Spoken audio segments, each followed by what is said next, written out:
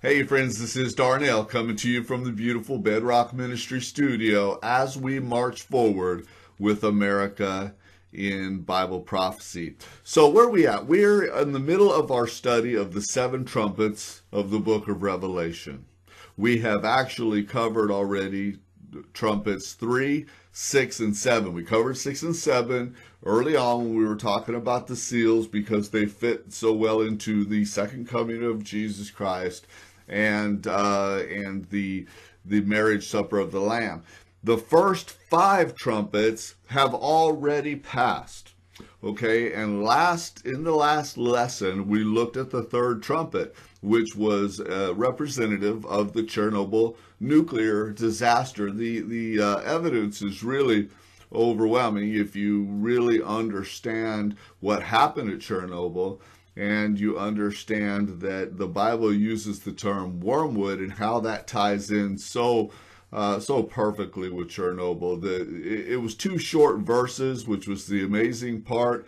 We chose that one to start because just in 2 short verses we're given so many clear clues. And once again, the evidence of that being the Chernobyl nuclear disaster is pretty clear to me.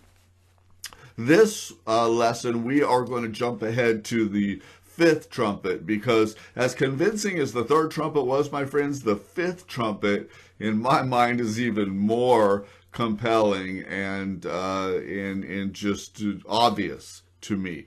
The 5th trumpet, how it differs from the 3rd trumpet is the 3rd trumpet was just 2 short verses.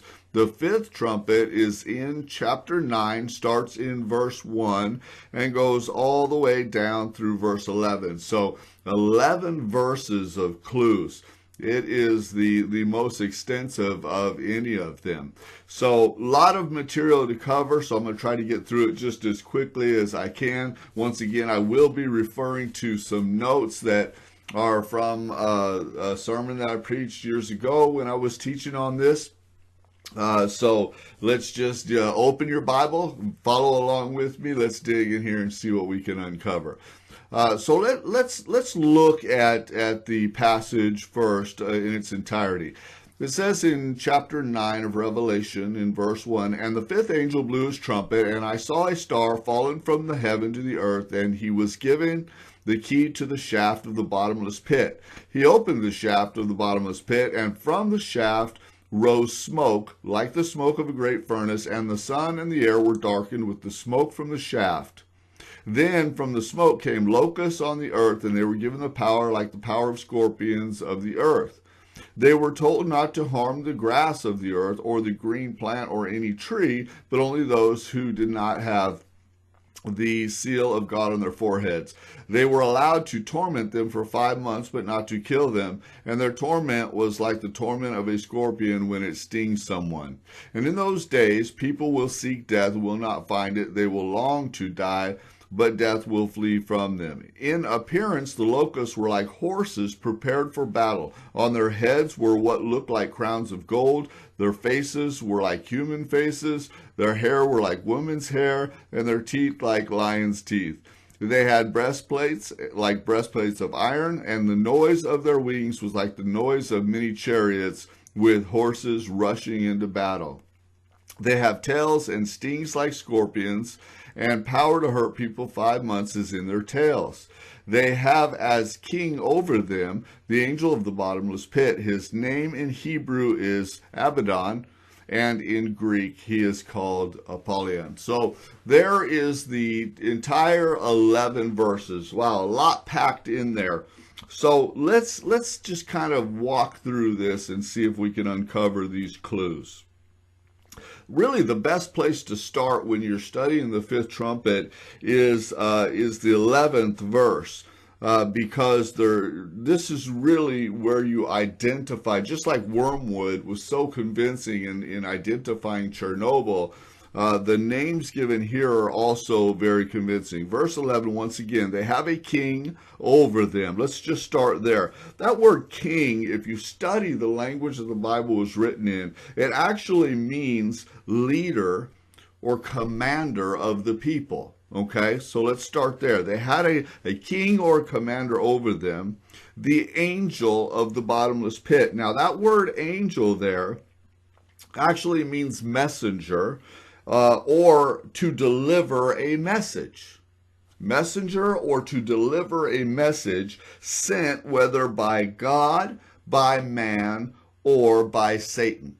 Okay, so this commander was a messenger or someone that brought a message sent by either God, a man, or Satan. That's what the language actually means that the Bible was written in, which in the book of Revelation was Greek. Now, it goes on to say that his name, king over the bottomless pit, so we'll get to that in a second. His name in Hebrew is Abaddon, and in Greek he is called Apollyon. What do those names mean? Okay, in Hebrew, Abaddon, in Greek, Apollyon. Well, both names, Abaddon in Hebrew and Apollyon in Greek, mean destroyer. Very, very important clue, destroyer. They're very, just very important clues. We know that the third trumpet, being the Chernobyl, was in 1986. So we're looking for a major world event that happened after 1986, and that was caused by someone whose name means destroyer. If we can start to put this together, we can pinpoint where this falls in the prophetic timeline. Now, whose name means destroyer? Well, the fact of the matter is I'll cut straight to the chase here and tell you that it's Saddam okay? He was, in fact, a commander. Saddam was the president of Iraq, and this gets very interesting because all of this is going to tie back. You'll see in a moment. This all ties back to Babylon. Remember when we studied in Daniel, in the 3rd chapter, we understood when we were talking about Nebuchadnezzar, King Nebuchadnezzar's dream, that the Babylonian kingdom, who had conquered Jerusalem and had destroyed the first temple and took the Jews into captivity, all of that is Babylon, and Babylon today is Iraq. So Iraq is where the Babylonian territory was. So all of this fits really perfectly into Bible prophecy. Now, Saddam Hussein was the president of Iraq, but he was really more comfortable in the role of a commander, a military commander. That's really, when you saw pictures of Saddam Hussein, you always saw him in his military garb, because that's really where he was more comfortable. And once again, that fits right back into this definition according to the Greek language of the word king, meaning leader or commander of the people. So that also fits. Now, let's dig in and find a little bit more about Saddam Hussein. When Saddam's mother was pregnant with him, she had a tremendously difficult pregnancy. She almost died. She was, in fact, the doctors, she was encouraged by many to abort the pregnancy when she was pregnant with Saddam Hussein. Instead, she suffered through the rough pregnancy, okay, with the help of some really exceptional Jewish doctors. I'm fixing to show you how Saddam Hussein's life was tied in with King Nebuchadnezzar of the Old Testament. I already mentioned him just a second ago. Now remember, when the Jewish people were taken captive, Daniel being one of them, to Babylon, Daniel and the three wise boys actually became advisors. Daniel being the chief, really advisor to King Nebuchadnezzar. So it's interesting to see the correlations and the comparisons here. She decided to rough it through the pregnancy with the help of some really good, exceptional, really Jewish doctors.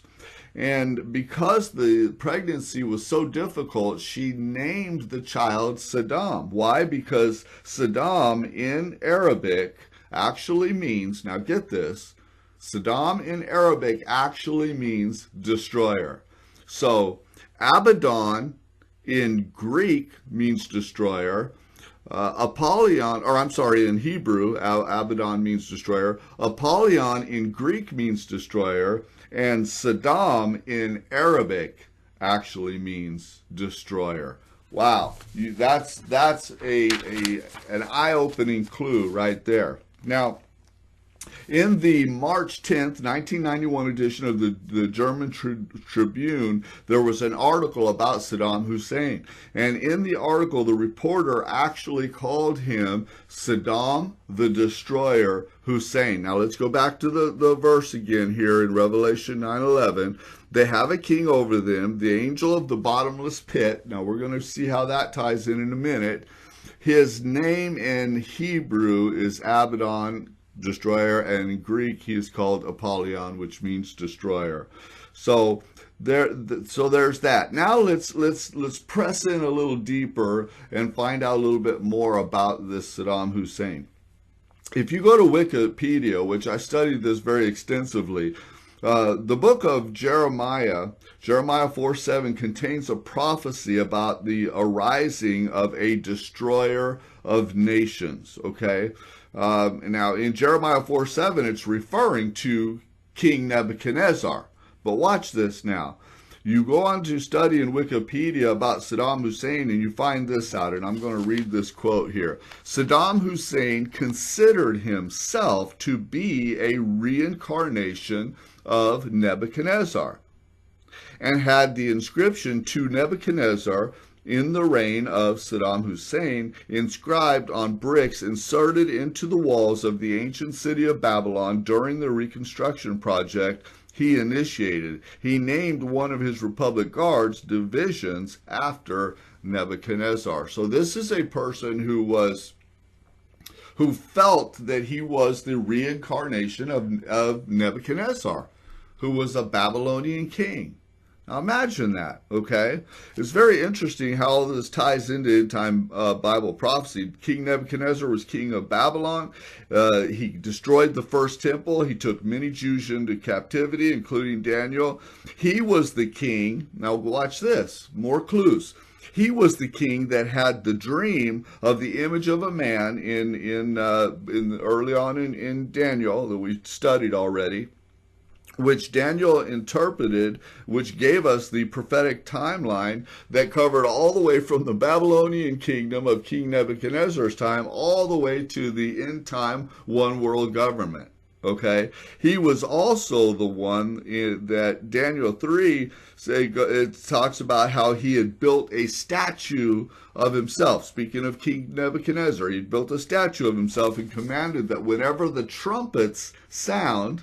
Now look at these clues, look at this correlation. We're studying the trumpets, but the Old Testament was like a reflection. It's just phenomenal how this works out. He commanded that whenever the trumpets would sound, everyone must fall to their knees and worship his image. Now, as the story goes, of course, you know that Shadrach, Meshach, and Abednego refused. They were thrown into the fiery furnace, and Jesus was in there with them, and they were brought out unburned.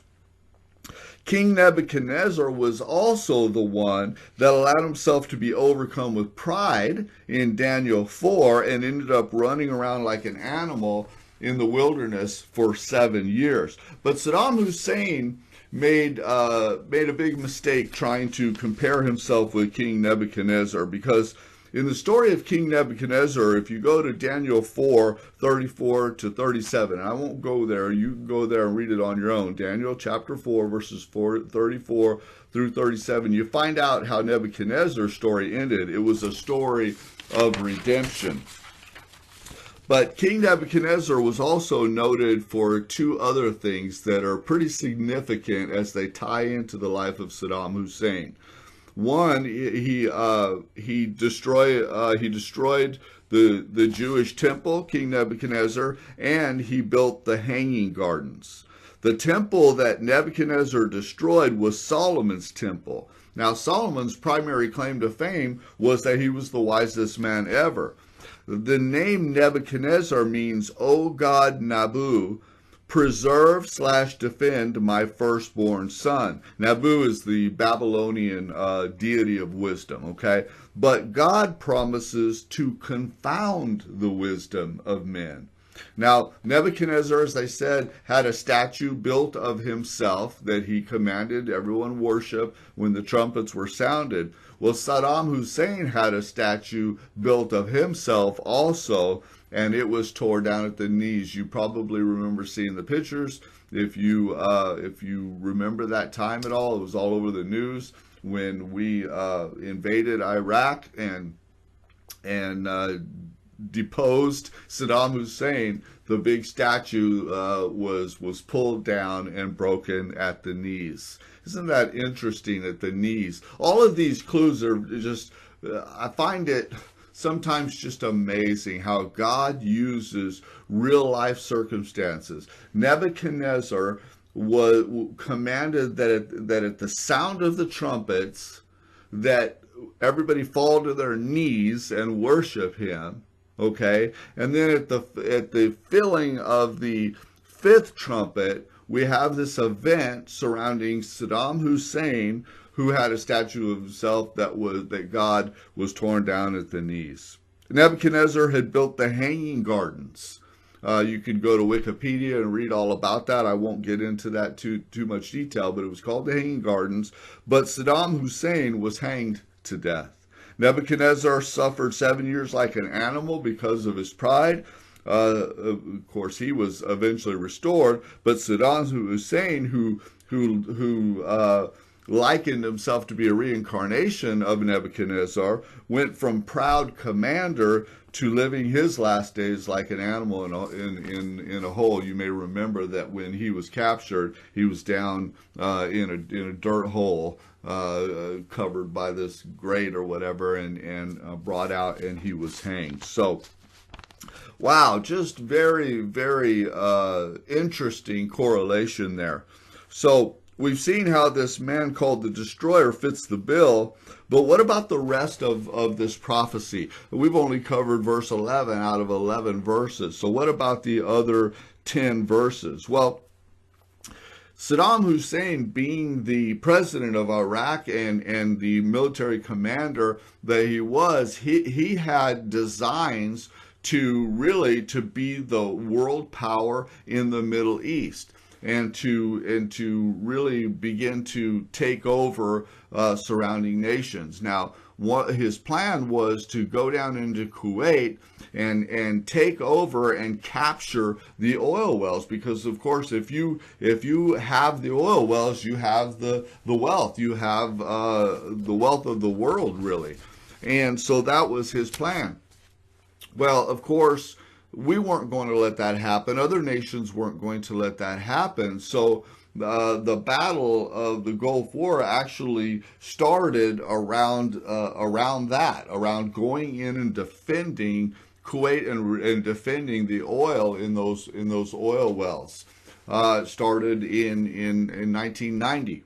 Well, Saddam Hussein, seeing that he was being overpowered by the nations that were there to defend Kuwait, he decides to set fires to the oil wells. He set fires to somewhere between 600 and 750 oil wells, the largest, highest producing oil wells in the world. Now this, my friends, was a major world event. The oil wells, Kuwait oil fires, as they call them, in 1991, Time Magazine, May 3rd, 2010, named it the Earth cried Kuwait oil fires one of the top 10 environmental disasters of all times. NASA, who takes pictures, of course, from outer space, put it on their Landsat top 10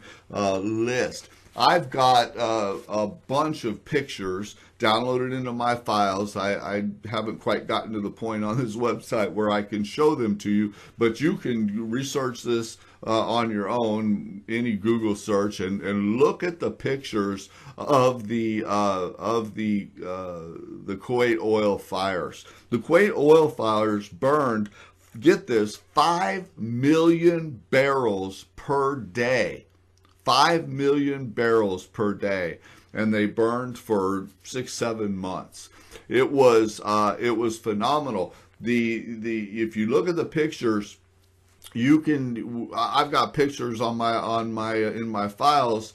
It would be high noon and pitch dark, like it was midnight. I mean, it was just like what is described when you read chapter 9, verses 1 through 10, and you read about the sun being darkened. Let's just jump up here to verse 2. He opened the shaft of the bottomless pit, which oil comes from underground. We understand that. He opened the shaft of the bottomless pit, and from the shaft rose smoke like the smoke of a great furnace, and the sun and the air were darkened with the smoke from the shaft. That is a description of everything being completely darkened, the sun being completely blocked for all those months. He goes on to say, then from the smoke came locusts on the earth, and they were given power like the power of scorpions on the earth. Now remember, he starts to talk about locusts and scorpions and things. I addressed this once before. You have to remember that John on the island of Patmos, far before over 2,000 years ago, with no frame of reference for modern day technology or weapons of warfare or anything, he is seeing, these. I've got all the pictures in my files of the helicopters there, the military jets and helicopters, not only fighting the fires, but also fighting against the Iraqi Republican Guard that was there on behalf of Saddam Hussein. So they weren't there, as you go on and read the passage. I won't take the time for the sake of time to read it again, but they weren't there to harm the land. They were there to put out the fires and fight the aggressors, and there to defend the oil and to defend Kuwait. He goes, let's just jump down real quickly to verse 7. It says, in appearance, the locusts were like horses prepared for battle, and on their heads were what looked like crowns of gold. Their faces were like human faces, and their hair like women's hair, and their teeth like lions' teeth. And they had breastplates like breastplates of iron. What is all that describing? I've got pictures in my files of how on the helicopters, on the choppers, they would paint these faces.